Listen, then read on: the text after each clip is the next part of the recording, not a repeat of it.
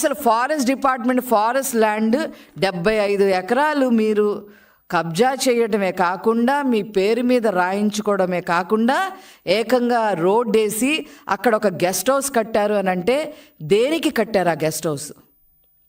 ఏ అవినీతి కార్యకలాపాల కోసం ఆ గెస్ట్ హౌస్ మీకు ఉపయోగపడుతుందో మీరు ఖచ్చితంగా చెప్పి తీరాల్సిందే.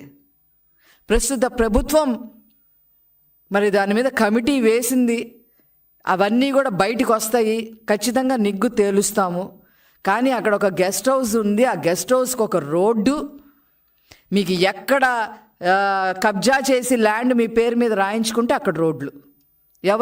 ఎవరి సొమ్ముతో? పన్నుల రూపాయన ప్రజలు కట్టిన సొమ్ముతో.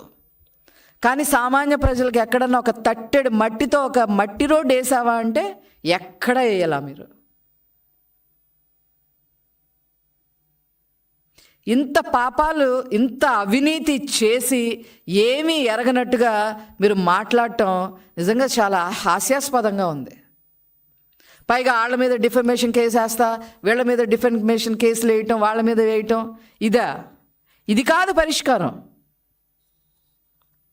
మీరు ఏ తప్పు చేయలేదని మీ గుండె మీద చేసుకొని చెప్పండి.